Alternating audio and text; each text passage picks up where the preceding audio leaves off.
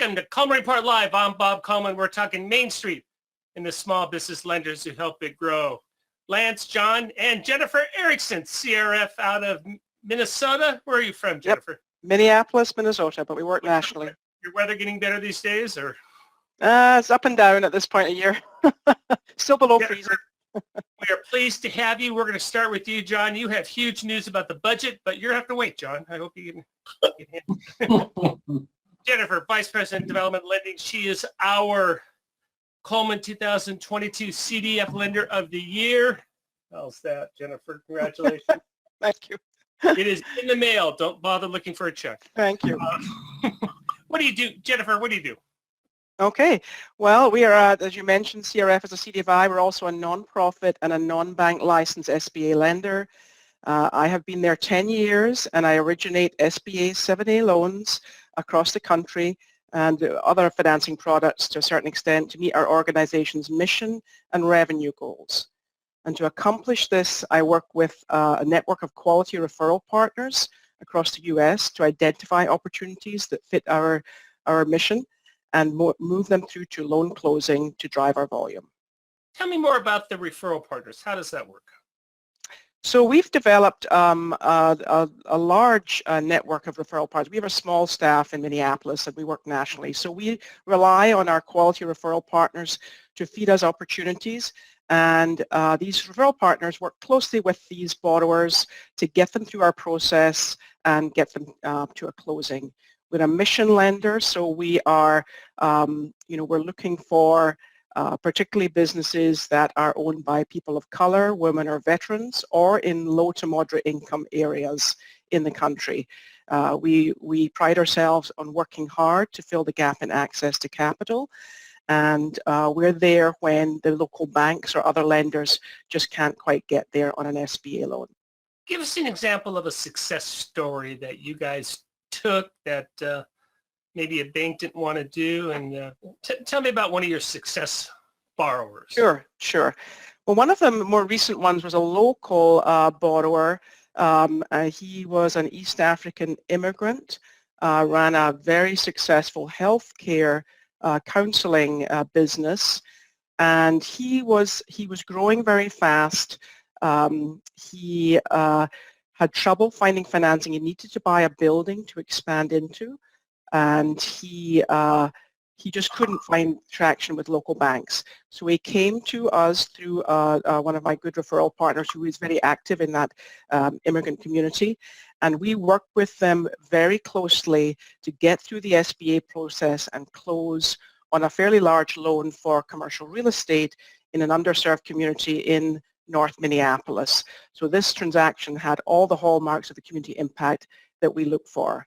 And I do want to emphasize, we do lend to all businesses, but we do have a focus there, and we don't want to compete with local banks. We're there when we're needed to fill that gap. Good for you. First generation immigrant?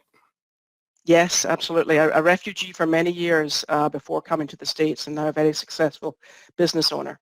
Good for you. Yeah, I love your bio here. You completed your training program in the Bank of Scotland in Edinburgh. That's right. The halcyon days of banking. I have to admit, I haven't interviewed too many people with that. Hey, Jennifer, okay. Congratulations. I've actually been to your office. You guys do a great job up there. Thank you. And thank you so much for coming on. I'm pleased to award you that this year. And actually, your previous winner, you won a couple of years ago as Mission. I did. Thank you very much. Yes, I appreciate that. Thank you, Bob.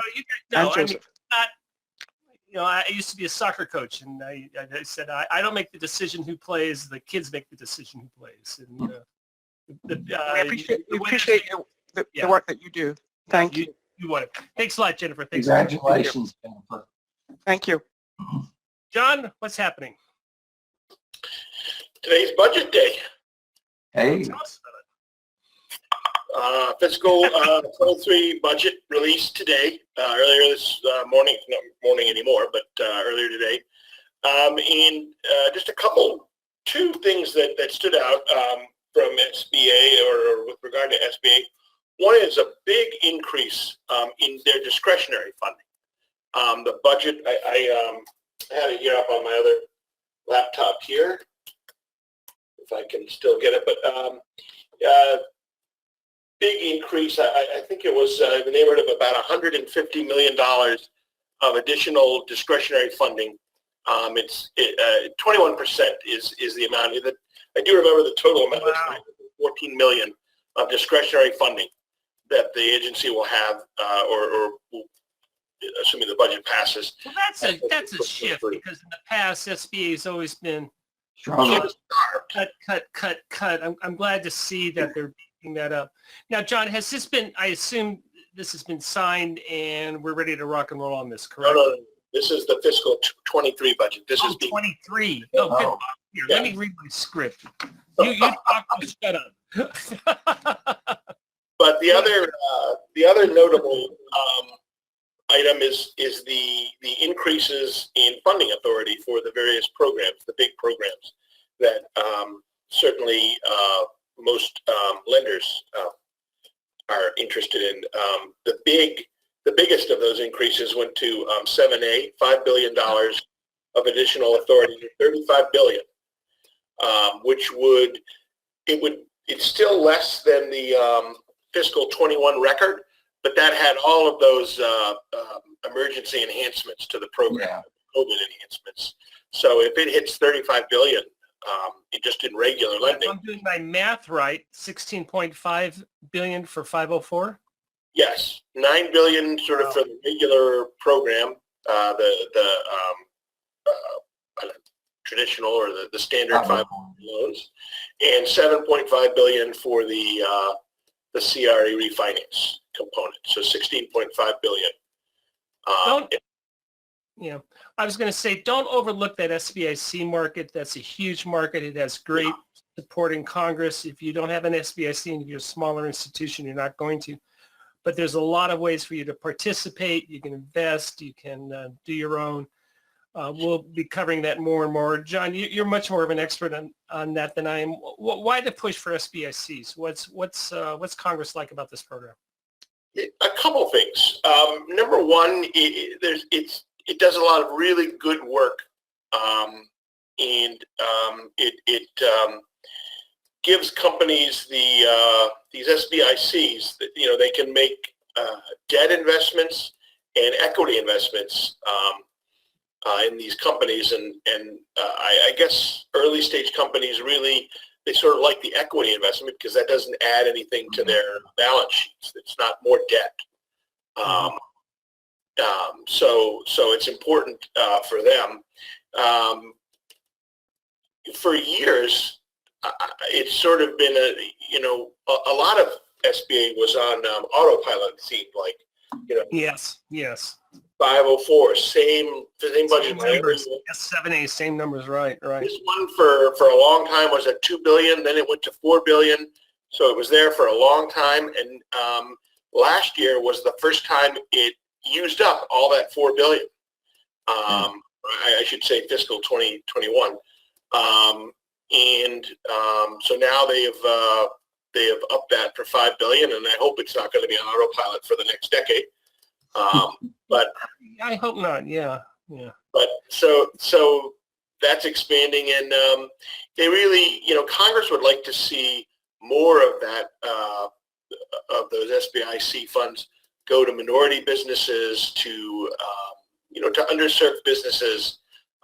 Generally, SBICs serve underserved businesses. These are not the high flying tech startups that.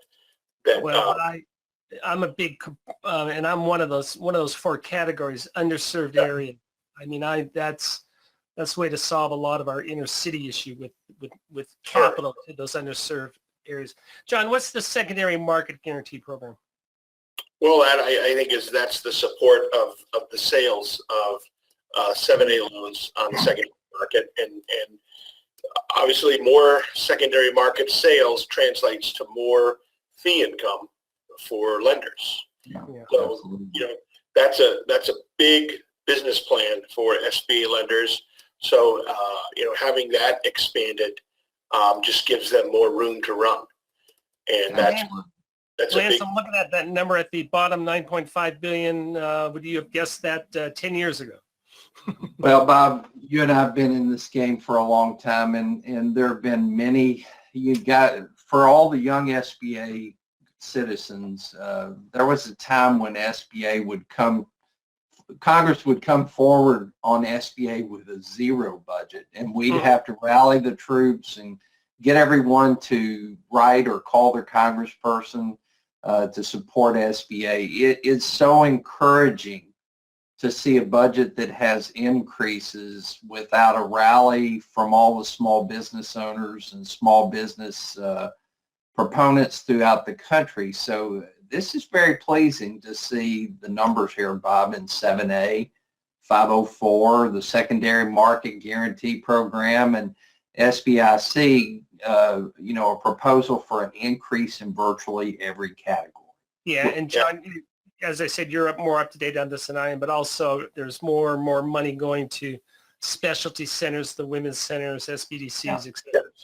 Well, I think that's included in that big increase in discretionary spending. Discretionary funding, One thing that's important to note, none of this or very little of this would be possible if the agency wasn't operating at zero subsidy. For instance, the CRE refinance program just wouldn't be possible. It requires a zero subsidy.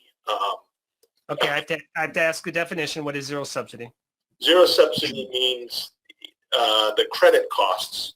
The program is generating enough money, and credit costs are controlled enough so that the revenues that the programs generate, one takes care of the others, and Congress doesn't have to kick in any federal tax. Yeah, go ahead, Lance.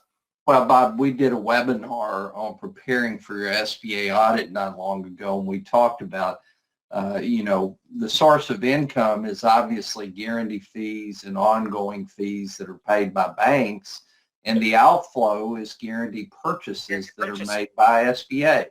And, that number has all the income from guarantee fees and ongoing fees is always, or at least in my memory, exceeded the outflow and guarantee purchase. Now, it wasn't that way during the Great Recession, but that's the purpose of the program. When times are fine, then zero subsidy, but Congress has shown an appetite. When we need a subsidy, they'll kick it in. But as John was saying, on normal years, great, we'll support it because they love the private partner concept, John. And I mentioned that to sort of set up a comment I wanted to make. Please. Within banking, and I'm sure credit unions as well, credit is at exceptional levels right now, coming out of the pandemic when there was a lot of liquidity, when all kinds of payments were made to companies, small businesses. So they had a lot of money on hand. They didn't need to borrow, and they could certainly pay the cost of the money they had already borrowed. So, you have seen over the last year exceptionally low credit cost charge-offs, all that kind of stuff. So the sort of buzzword that's going around as institutions look forward is normalization.